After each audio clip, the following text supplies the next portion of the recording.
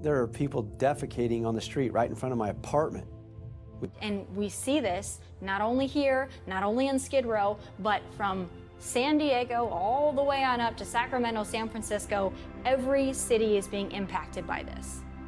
Nancy Pelosi, go home and fix your district, Nancy. Go home and fix your district.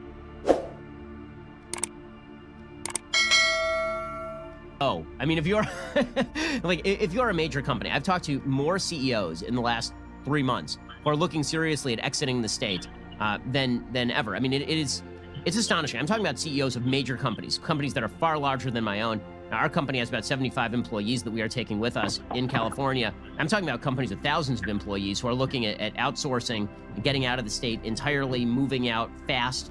I can't tell you the number of people who have come to me in the last few days and said, like, you're leaving? Well, I guess maybe I should leave too.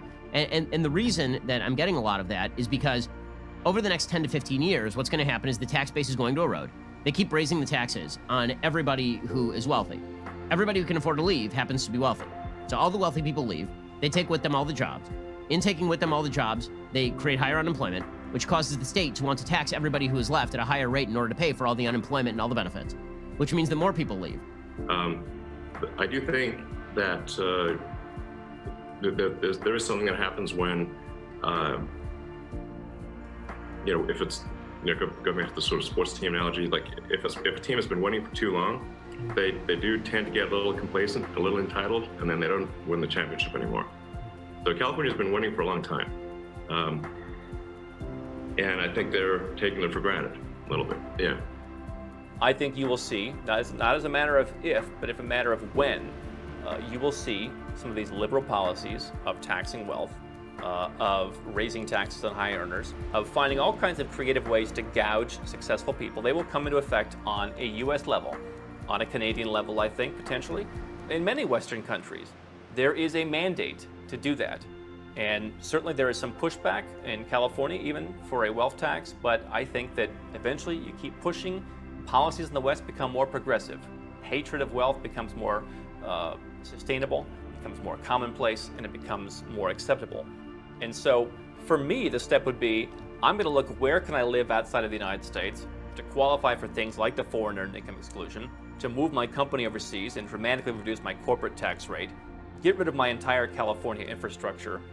Wealth tax has already been tested in Europe, okay? More than a dozen European countries have used the wealth tax, and nearly all of these countries eventually repealed them. Austria, Denmark, Finland, France, Germany, Iceland, Ireland, Italy, Netherlands, Luxembourg, and Sweden. Wealth tax survived only in Norway. Freaking people from Norway, Kai, what is up with your people? Spain and Switzerland. Here's an interesting fact. Do you know who leaves? Who do you think leaves when you have a wealth tax? Who leaves? Wealthy. I've been in California my entire life, and it is getting progressively worse. And I use the word progressively advisedly, because the more progressive it grows, the dumber it grows. So we decided we were going to elect an idiot Ken doll as the governor of the state of California. This Ken doll said he was going to solve homelessness in San Francisco and completely failed to do so, instead helping turn San Francisco into a poop-filled needle mess. And then we were like, oh, let's make him governor. And he has presidential aspirations, does Gavin Newsom. So Gavin Newsom gave his State of the State address the other day. And in his State of the State address, he addressed the fact that California has become the world's leading center of homelessness, or at least America's leading center of homelessness. We have, by the way, something like 65,000 homeless people counted in Los Angeles County alone. Like Dodger Stadium worth of homeless people in LA County. You cannot walk down the street, any street in Los Angeles, without people engaging in public urination or defecation or needle use.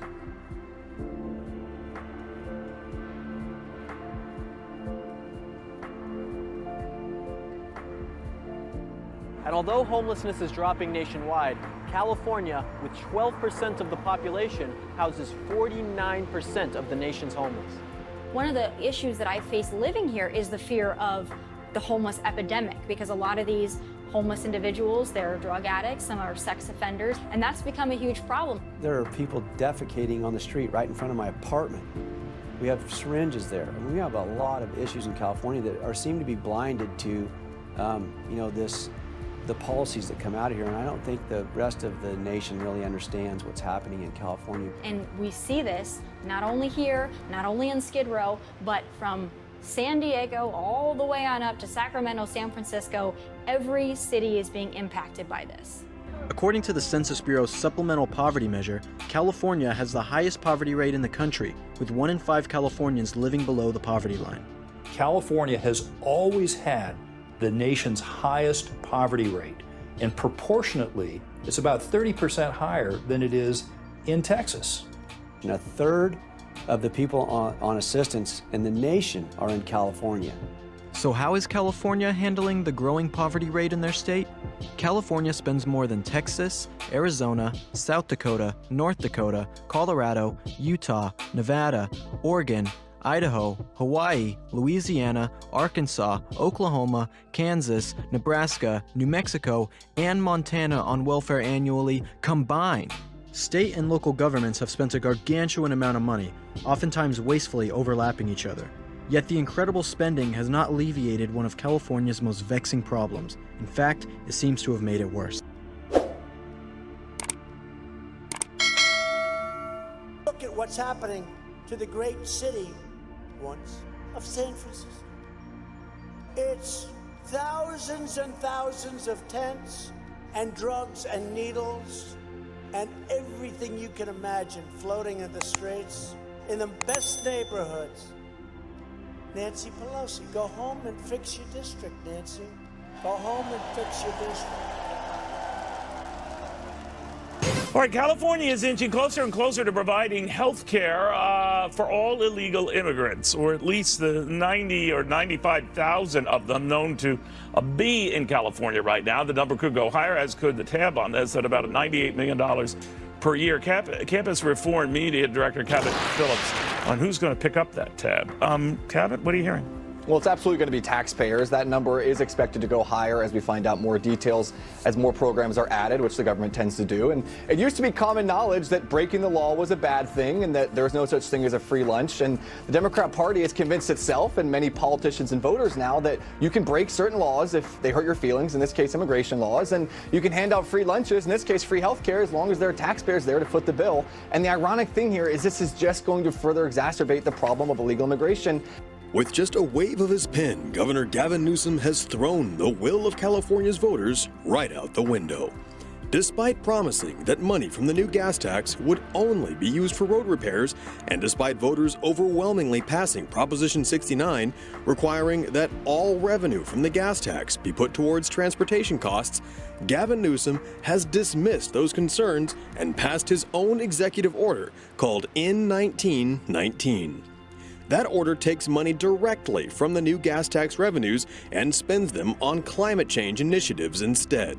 But do you think that this town is just now condemned between Garcetti at the city level and Newsom at the state level? Do you think we are just truly condemned, and now Gascon, this new DA, who's not going to arrest people for prostitution or resisting arrest or a series of other things? Like, how much worse can it get, do you think?